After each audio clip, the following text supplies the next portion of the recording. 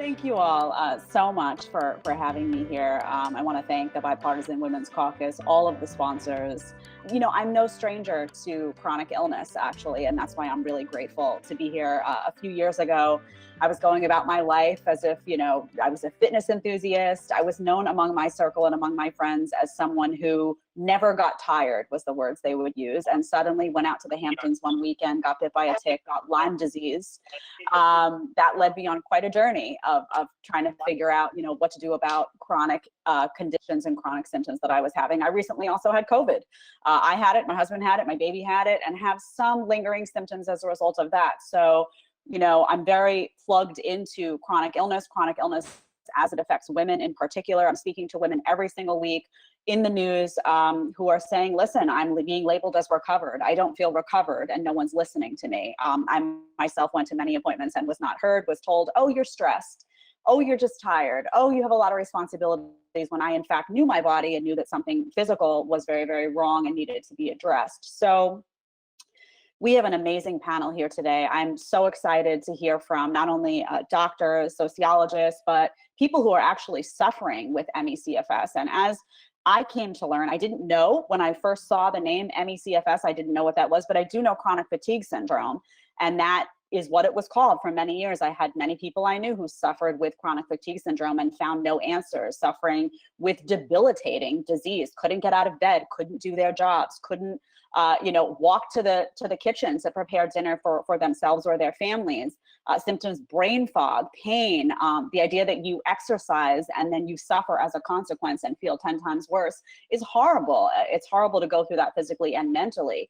So, and migraines, I was very naive about migraines for a long time and thought, oh, that must just be a headache. It's not, as you know much better than I do, but I now know that can be 10 to 15 days a month where you're sitting and you are suffering and cannot lift your head up. That is completely debilitating. I know there's a disproportionate impact on women, and I want to hear, and I know we will hear why that could be the case. When you hear stats like women are 3 times more likely to develop prolonged COVID-19, 2 to 3 times more likely to develop migraine, 3 to 4 times more likely to develop ME/CFS, that's startling, those numbers. So there's a need to delve into that. And I hear many stories every week of women saying that they go to the doctor and they don't feel heard. They're talking about these symptoms and they don't feel heard. So why is that? Is there some sort of implicit gender bias that's going on that is inhibiting not only the proper diagnosis of these conditions, but the proper treatment of these conditions, particularly for women and for women of color? And also, we always think in terms of the economy.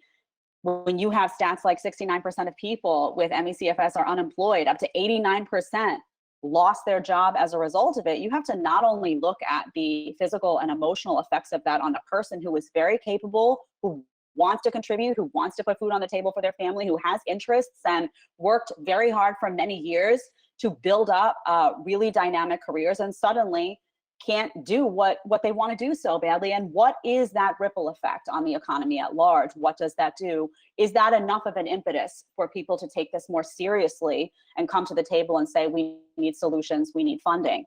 And there's a lot of people that have COVID-19 that are going to wind up with conditions like ME/CFS. We know that.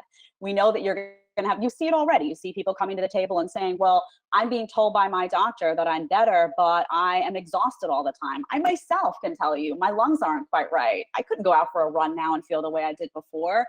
And you have a lot of examples of that where doctors are saying, well, it'll just take time. People need more answers than that. And when your life is passing you by day to day and you want to be more of a contributing member of society and you want to be able to take care of yourself and your family and you want to just wake up and smile and laugh and not have to think about how to manage chronic disease every day, you don't feel like you have all the time in the world. And that's not what you want to hear when you walk into a doctor's office.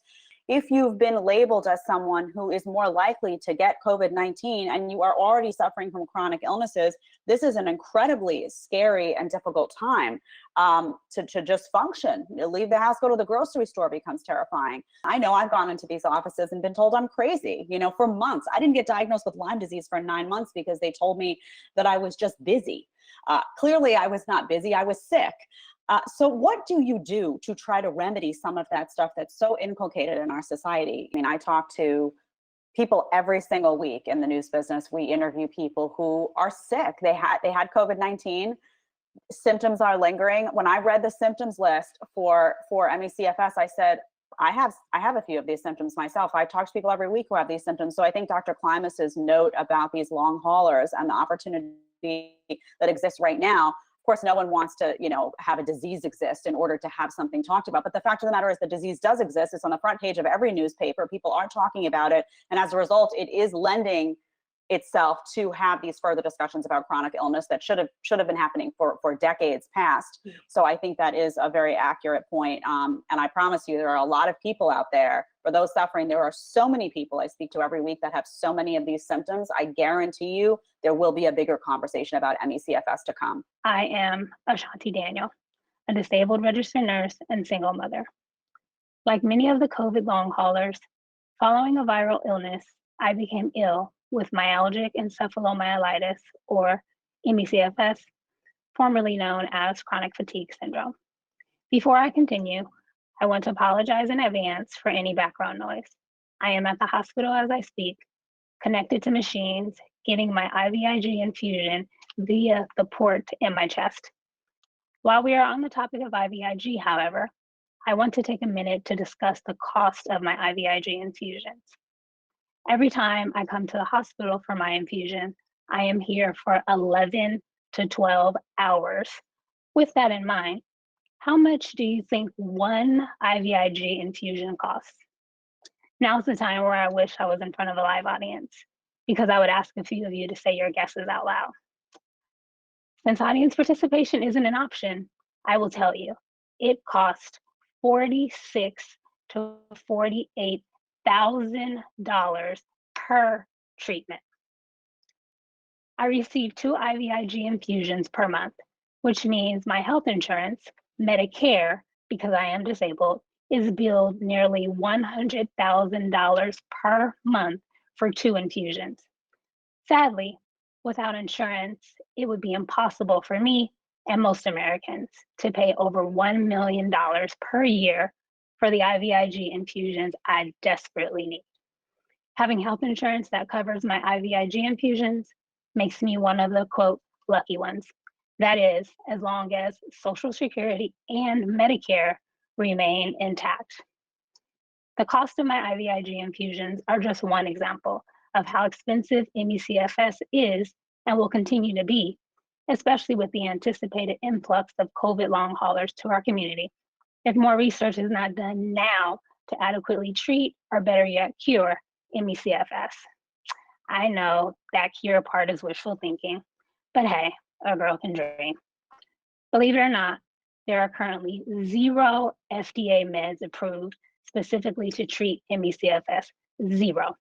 Not surprisingly, there are multiple FDA-approved medications and treatments for erectile dysfunction, by itself a non-life-threatening condition that only affects men, unlike ME/CFS, which primarily affects women and can be life-threatening.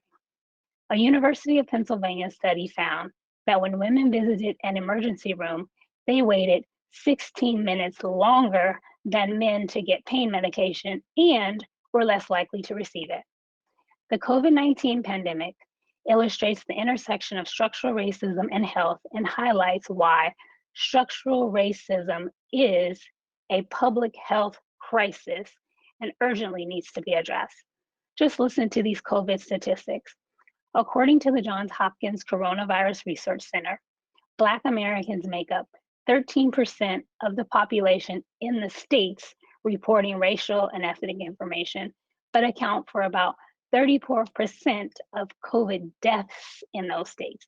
Now, this is only for the states that are recording and reporting racial data. I'm sure these numbers are much worse in reality. With the addition of COVID long haulers, many whom will be likely women and Black people based on the current statistics regarding the racial groups most affected by COVID-19, this public health crisis is going to grow exponentially if we do not do something now, or more like yesterday. While working as a neonatal intensive care unit nurse in August 2016, I became ill with a virus that initially attacked my lungs. Sounds reminiscent of COVID, but this happened to me long before COVID burst onto the scene. Because I have a history of asthma, Doctors just assumed it was a severe asthma exacerbation and subsequently treated me for that. Even though I was a nurse, equipped with inside knowledge on how to navigate the healthcare industry as a patient, I still encountered physicians who did not take me seriously when I told them early on that my symptoms were caused by something more than just a severe asthma exacerbation. 4 months into this illness, and after multiple hospitalizations, I was finally able to get an appointment with an infectious disease doctor. I arrived to this appointment desperate, but optimistic that I would get closer to finding out what was making my muscles profoundly weak, my voice unusually hoarse, causing bone-crushing fatigue, and so many other new symptoms. The infectious disease specialist talked to me for maybe 5 minutes max, ordered some blood work, did not physically examine me, and sent me on my way. To add insult to injury, I requested a copy of my medical records and learned that the infectious disease doctor had written my illness was likely psychosomatic. Wait, what? Excuse me, sir, but you spent all of 5 minutes with me, did not even examine me, and could draw the conclusion that my symptoms were all in my head? Imagine the shock, sadness, and frustration, as well as anger I felt while reading that consult note. In that moment, I was quickly reminded that being a registered nurse and, quote, one of them, does not negate the fact that I am a Black woman, and due to structural violence as well as racism, I am far less likely to be believed and properly cared for than white men and even white women. We need to address medical schools and medical students because right now, recently there was a study that was conducted and 50% of medical school students felt that there were differences between Black people and white people, like biologically. So that's implicit bias. Like, we need to address that. That is so, so, so important. That's a huge piece because these doctors are our future. So if we don't address it at that level, we're going to continue to have this problem. And that's just one area of concern. Emmy CFS not only robbed me of moments with my children, by ending my career, it also took my ability to provide financial security and stability for us. In Southern California, where I live, a registered nurse with my education and experience easily makes well over $100,000 per year and close to $200,000 per year with overtime. Think about this for a second. In the 4 years I have been disabled by Emmy CFS, I have lost $500,000 to over $700,000 in wages. Let that sink in. In spite of everything Emmy CFS has stolen, I remain hopeful that more research will be done sooner than later, HR 7057, especially with the growing number of COVID long haulers. We must prevent history from continuing to repeat itself in regards to the structural violence against women, coupled with the structural racism against Black people in healthcare. Help Emmy CFS warriors return to the careers we love and miss every day. Help us be the parents we once were. Hi, thank you so much. It's quite an honor to be part of this panel today, and it's really a pleasure to be able to share my story with everyone. Chronic pain has been synonymous with my existence since childhood for me. At 8 years old, I was diagnosed with migraine. So from childhood, I have had the burden of having to live with an invisible illness and going through the many stages of invalidation, dismissal, and unacceptance of having one. Access to see a headache specialist was impossible because my insurer refused every referral that I put in to see one because it was out of network. So that limited my care to neurologists who did their best, but they were not specialists in headache medicine. They tried what they could, but often I exhausted the most common treatments, which either failed me or they lost their efficacy after a few months. Thankfully, in 2016, a headache specialist was hired by my insurance provider. However, he is located in Baltimore, which is 2 hours from me. So every 3 months, I drive 4 hours round trip for my injections. Is it what I prefer? No, but this is my best option to receive migraine-specific treatments. As a woman of color, I have experienced too many times clinicians asking me if I am doing enough to manage my pain. There is often this implication that I am doing nothing to get better and just drug seeking. When I self-advocate, I am perceived as angry or combative. A Black woman who is deeply knowledgeable about her disease and what treatments are effective for her is not always well received. So to help supplement my family's income, I applied for Social Security disability in 2005. It took 9 years to get a full award approved for Social Security disability. The patient's voice is not a part of the disability evaluation process. The Social Security Administration discriminates against people with invisible illnesses by only using signs and not symptoms to determine eligibility. During my first eligibility hearing or determination hearing, the judge asked me, why did I have more children if I knew I had migraine? He approved me for a partial award, sending me on another long appeals process. The second judge to deal with that appeal spoke to me as if I wasn't even in the room or even a human being. And both of those instances were a great show of racial and gender bias. Yet you have this administration that blatantly does not believe you and forces you to prove it over and over and over again. On top of that, I'm having to prove my pain in the clinical setting as well. It's exhausting. In the US, migraine disproportionately affects women more than men. So 20.7% of women versus 9.7% of men. And the burden of migraine is increased in Blacks and African Americans, where it's more frequent, more severe, and more likely to become more chronic and associated with more depression and lower quality of life compared to non-Hispanic whites. Migraine is underestimated, it's underdiagnosed, it's undertreated, especially in groups that have been historically marginalized from biomedical research and treatment, such as people of color and women. In conclusion, the life of a woman with chronic illness is one that comes with many obstacles. Unfortunately, there is no roadmap on how you traverse the many roadblocks thrown up against us when navigating the healthcare system. You are forced to learn it through overcoming access barriers and self-advocating through your pain. Being a woman, my pain is dismissed as distress. Being a Black person, my pain is perceived as not being real. The challenge is who is going to show up in the exam room and see and validate my disease, as opposed to only seeing my gender and race. Thank you.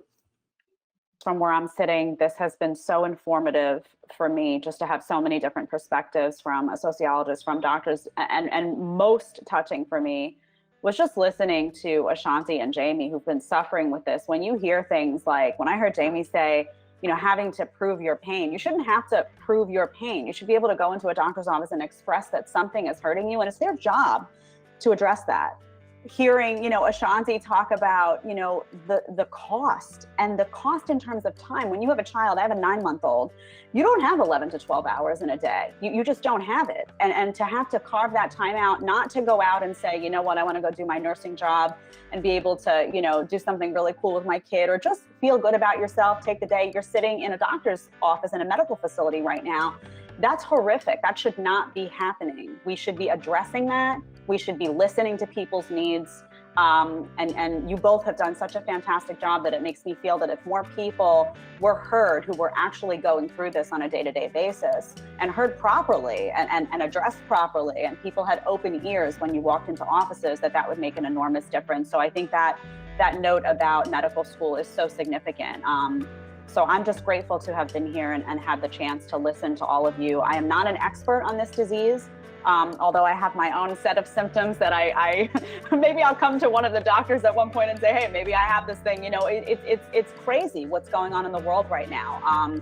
But this won't be the last viral infection that triggers something. There will be another. And if people wind up with these post-viral syndromes, and disproportionately women wind up with these, this is not going away. So this has been incredibly informative and touching in many ways. And I'm so appreciative of all of you personally who took the time today to be here and share some really difficult and challenging stories that will hopefully open the hearts and minds of people and open the pockets of the government to assist as needed.